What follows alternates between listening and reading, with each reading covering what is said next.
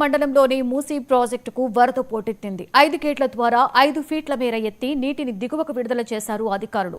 Musi project పూర్తిస్థాయి నీటి మట్టం 645 అడుగులు కాగా ప్రస్తుత నీటి మట్టం 643 అడుగులకు పైగా ఉంది. లోతట్టు ప్రాంతాల ప్రజలను అప్రమత్తం చేశారు.